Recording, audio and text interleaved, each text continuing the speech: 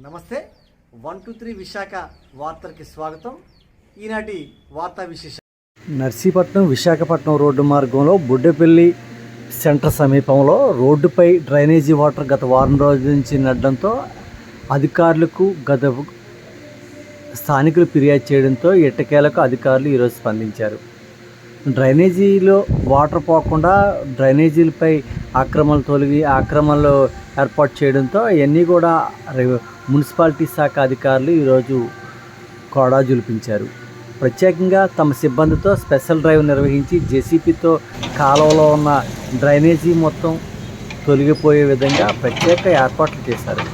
Sanitary inspector సిట్టుబాబు అలాగే municipality manager ఆధ్వర్యంలో సిబ్బంది సుమారు 30 మంది వరకు ఇక్కడ బొడ్డేపల్లి నుంచి నర్సీపట్నం వరకు కూడా ఎక్కడైతే రోడ్డుపై డ్రైనేజీలో నీరు రోడ్డుపైకి వస్తుందో ఇవన్నీ కూడా తొలగించే ప్రక్రియ ప్రారంభించారు. చూస్తున్న ప్రస్తుతానికైతే నర్సీపట్నం బొడ్డేపల్లి రోడ్డు మార్గంలో కొన్ని రోజుల నుంచి రోడ్డుపైకి డ్రైనేజీ వాటర్ వస్తుందని చెప్పేసి పలు వార్తా కథనాలు రావడంతో ఎట్టకేలకు అధికారులు ఈరోజు స్పందించి ఈ తొలగింపు ప్రక్రియ ప్రారంభించారు.